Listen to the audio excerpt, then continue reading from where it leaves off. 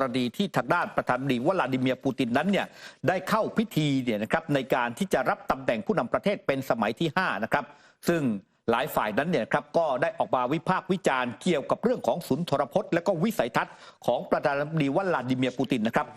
คนหนึ่งนั้นก็คือทางด้านในส่วนของอันเดรบิสกิสกี้นะฮะประธานคณะกรรมการแห่งมูลนิธิเพื่อการพัฒนาและสนับสนุนชมรมสนทนาวันใดของรัสเซียก็ให้สัมภาษณ์กับผู้สื่อข่าวนะครับว่าในสุนทรพจน์การเข้ารับตำแหน่งผู้นำประเทศเนี่ยนะครับของประธานาธิบดีวลาดิเมียร์ปูตินมีการเสนอแบบจำลองทั่วไปการเจรจาเชิงกลยุทธ์ที่ควรดำเนินการด้วยเงื่อนไขที่เท่าเทียมกันและจะต้องเป็นไปตามความยุติธรรมของทุกประเทศรวมถึงรัสเซียด้วยเขายังระบุนะครับว่าไม่ต้องสงสัยเลยว่าสัญญาณของปูตินนี้จะได้ยินไปถึงโลกตะวันตกซึ่งตอนนี้ชุมชนชาวตะวันตกนั้นมีความแตกแยกมีการเผชิญหน้ากันอย่างรุนแรงระหว่างผู้ที่ตั้งใจจะหาทางแก้ปัญหาทางการทูตกับผู้ที่พยายามพัฒนาความรุนแรงให้ทวีความรุนแรงมากยิ่งขึ้นด้วยการเพิ่มเสบียงทางทหารเนี่ยให้กับยูเครนบอกว่าโลกต้องเผชิญกับการอภิปรายที่ยากลำบากเกี่ยวกับวิธีการบรรลุสันติภาพความปรองดองความปลอดภัยสำหรับทุกคนในบริบทนี้เราต้องมีความเข้าใจให้ถึงคำพูดของประธานาธิบดีวลาดิเมียร์ปูตินโดยเขาเน้นย้ำว่ารัสเซียเนี่ยไม่ปฏิเสธการเจรจากับประเทศตะวันตกแต่ทางเลือกนั้นเป็นของพวกตะวันตกเองพวกเขาจะสานต่อนโยบายการลุกรานหรือจะมองหาเส้นทางเพื่อความร่วมมือขณะเดียวกันนั้นทางด้านไอดินเซเซอร์ผู้เชี่ยวชาญการเมืองและนักเศรษฐศาสตร์ของทูรกีก็ให้สัมภาษณ์กับผู้สื่อข่าวนะครับบอกว่าทั่วโลกเนี่ยต่างติดตามสุนทรพจน์การเข้ารับตำแหน่งผู้นำประเทศสมัยที่5ของประธานาธิบดีวลาดิเมียร์ปูตินท่ามกลางแรงกดดันการคว่ำบาตรของชาติตะวันตกปูตินเน้นย้ำถึงความสำคัญของประเทศที่ต้องยืนหยัดอย่างมั่นคงมีความเป็นเอกภาพแล้วก็เข้มแข็งและการปกป้องอธิปไตยของประเทศซึ่งรัสเซียก็สามารถจัดการได้ในเป็นหนึ่งเดียวได้มากขึ้นและภาพลักษณ์ของปูตินนั้นก็พัฒนาขึ้นอย่างต่อเนื่องเซเซอร์ยังบอกว่าความแตกต่างที่สำคัญอีกประการหนึ่งในสุนทรพจน์ของปูตินคือเขาไม่ได้ปฏิเสธความสัมพันธ์กับตะวันตกแต่เรียกร้องให้มีการเจรจาบนเงื่อนไขที่เท่าเทียมกันและบนพื้นฐานของความเคารพซึ่งกันและกันซึ่งสิ่งนี้ทำให้ตนนึกถึงสุนทรพจน์เก่าของปูตินที่เคยพูดไว้ระหว่างการประชุมความมั่นคงที่มิวนิกของเยอรมนีเมื่อปี 2007 ครั้งนั้นปูตินเนี่ยบอกว่าโลกที่มีขั้วเดียวเนี่ยมันไม่มีอนาคตและจำเป็นต้องมีระเบียบโลกแบบหลายขั้วซึ่งในการกล่าวสุนทรพจน์ล่าสุดนี้ถือได้ว่าเป็นเครื่องเตือนใจอีกครั้งเกี่ยวกับหลักการของนโยบายต่างประเทศรัสเซียที่เป็นแนวพหุขั้วมีความร่วมมือในเอเชียกลางเกี่ยวกับผลประโยชน์ด้านความปลอดภัยของตนบนเงื่อนไขระหว่างประเทศในปัจจุบั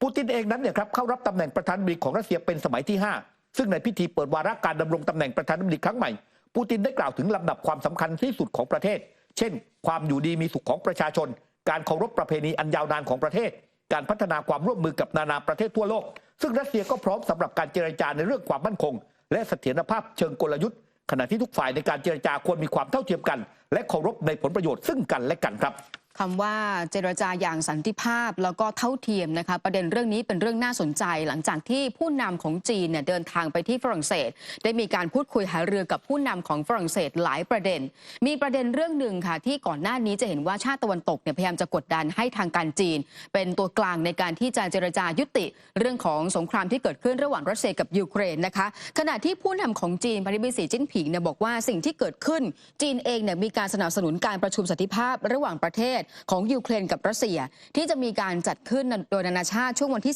15-16 มิถุนายนนี้ที่สวิตเซอร์แลนด์แต่จีนย้ำว่าเงื่อนไขเนี่ยการประชุมครั้งนี้ต้องทำให้ทั้งสองฝ่ายคือรัสเซียกับยูเครนเห็นชอบร่วมกันแล้วก็ต้องมีส่วนร่วมอย่างเท่าเทียมเสมอภาคการเจรจานั้นต้องยุติธรรมแล้วก็ตรงไปตรงมาไม่ใช่เป็นการเจรจาที่ยูเครนเข้าร่วมเพียงฝ่ายเดีย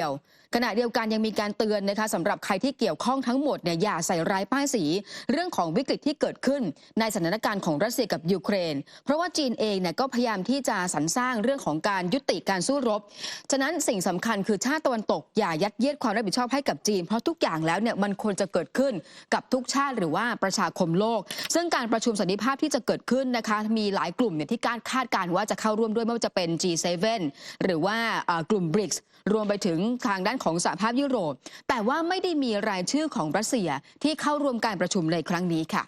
การเยือนฝรั่งเศสของประธานาธิบดีสีจิ้นผิงเนี่ยครับแล้วก็ไปเจอกับเอ็มมานูเอลมาครงเนี่ยหลายฝ่ายก็จับตามองเขาบอกว่าต้องจับตามองการทูตแบบแพนด้านะฮะคือของประธานาธิบดีสีจิ้นผิงและไปเจอกับการทูตยุคใหม่นะฮะของเอ็มมานูเอลมาครงเรียกกันว่าการทูตเล่าฮอนเยสเนี่ยนะฮะคุณผู้ชมเขาบอกว่าน่าจับตามองอย่างยิ่งแล้วก็การเจรจาเนี่ยอย่างที่บอกครับวันแรกไปถึงเนี่ยสีจิ้นผิงเนี่ยเจรจาเป็นพหุภาคีนะฮะ เป็นไตรภาคี3ฝ่ายก็คือจีนฝรั่งเศสและก็สหภาพยุโรปนะครับพอหลังจากนั้นเนี่ยครับทางด้านผู้นำของฝรั่งเศสนั้นเนี่ยเชิญสีจิ้นผิงเนี่ยไปบ้านเกิดเนี่ยของคุณยายของมาครงนะครับเขาบอกว่าไปเนี่ยบรรยากาศเนี่ยคือเป็นการส่วนตัวแต่เนื่องจากว่ามีหิมะตกมีฝนมีอะไรแบบนี้ก็อาจจะดูไม่ค่อยราบรื่นนักแต่มีการพูดคุยกันหลายเรื่องหลายประเด็นแล้วก็สิ่งสำคัญนั้นเนี่ยครับท้ายที่สุดเนี่ยประธานาธิบดีสีจิ้นผิงนั้นเนี่ยก็บอกว่าทางการจีนเนี่ยลงนามในบันทึกความเข้าใจหรือว่า MOU เนี่ยหลายฉบับด้วยกันแต่ที่โลกจับตามองนั่นก็คือการที่ลง MOU ร่วมกับ Airbus ครับคุณผู้ชมเพื่อกระชับความร่วมมือด้านการบินซึ่งนอกจากนั้นแล้วก็มีการดำเนินการเนี่ยครับเขาบอกว่าที่ผ่านมาเนี่ย Airbus กำลังเจรจากับจีนเนี่ยเกี่ยวกับความเป็นไปได้ในการสั่งซื้อเครื่องบินครั้งสำคัญโดยจีนนั้นเคยมีประวัติในการสั่งซื้อเครื่องบินจำนวนมากในช่วงเวลาที่ผู้นำประเทศเนี่ยเดินทางเยือนต่างประเทศอยู่แล้วแล้วคราวนี้เนี่ยก็คิดว่ามันมีโอกาสที่จะบรรลุผลอีกครั้งหนึ่งนะครับนอกจากนั้นยังมีการพูดคุยข้อตกลงในหลายด้านเรื่องปัญญาประดิษฐ์เรื่องของตะวันออกกลางเรื่องของการเกษตรนะครับมีการกระชับความสัมพันธ์กันซึ่งเรื่องนี้แหละน่าสนใจโดยเฉพาะเรื่องของ MOU ของสายการบินเนี่ยคุณผู้ชมวันนี้อย่าลืมนะครับว่าจีนนั้นเนี่ยผลิตเครื่องบินโดยสารตัวเองแล้วนั่นก็คือเจ้าโคแม็กแต่ว่าโคแม็กนั้นเนี่ยยังไม่ได้รับการอนุญาตเนี่ยนะฮะจากเรื่องของสหพันธ์การบินของยุโรปดังนั้นหมายความว่าเครื่องบินโคแม็กเนี่ยจะบินเข้ายุโรปเนี่ยยังไม่ได้ดังนั้นเนี่ยการซื้อเครื่องบิน Airbus เนี่ยของประธานาธิบดีสีจิ้นผิงนั้นอาจจะเป็นตัวช่วยที่จะทำให้สหภาพยุโรปนั้นเนี่ยให้การรับรองเครื่องบินโคแม็กเพื่อที่จะให้สายการบินต่างๆต่อไปนั้นสั่งซื้อเครื่องบินโคแม็กของจีนแล้วบินเข้ายุโรปได้ด้วยหรือไม่อันนี้น่าสนใจมากครับค่ะพาคุณผู้ชมไปที่โปแลนด์กันหน่อยเนี่ยก็เป็นประเด็นข้อถกเถียงกันขณะที่ครม.ของโปแลนด์เนี่ยเขามีการประชุมกันแล้วก็สิ่งที่เกิดขึ้นระหว่างการตรวจค้นห้องประชุมปรากฏว่าเจ้าหน้าที่สำนักงานพิทักษ์รัฐกับสำนักงานความมั่นคงภายในเนี่ยไปตรวจพบแล้วก็รวมไปถึงไปเจออุปกรณ์ปริศนาที่หลายคนบอกว่าเอ๊ะอุปกรณ์ตัวนี้เนี่ยมันคือเครื่องดักฟังในการประชุมหรือไม่นะคะปรากฏว่าพอไปตรวจแล้วก็ไปดูว่าเรื่องของการสืบสวนตรงนี้เนี่ยอุปกรณ์ที่พบคืออะไรแล้วใครที่เป็นคนเอามาติดตั้งทางด้านของอาลิเซียวาเชสกาโฆษกรัฐบาลของโปแลนด์เนี่ยบอกว่าอุปกรณ์ที่พบจริงๆแล้วส่วนหนึ่งเนี่ยมันอาจจะเป็นระบบสื่อสารเก่าที่อยู่ภายในห้องที่ไม่สามารถใช้การได้แล้วแต่ที่สุดแล้วเนี่ยคงจะต้องมีการตรวจสอบอีกครั้งหนึ่งนะคะว่าอุปกรณ์ตัวนี้มันเป็นอุปกรณ์ที่ไม่สามารถใช้งานได้แล้วหรือจริงๆแล้วมันคือเครื่องดักฟังกันแน่ค่ะ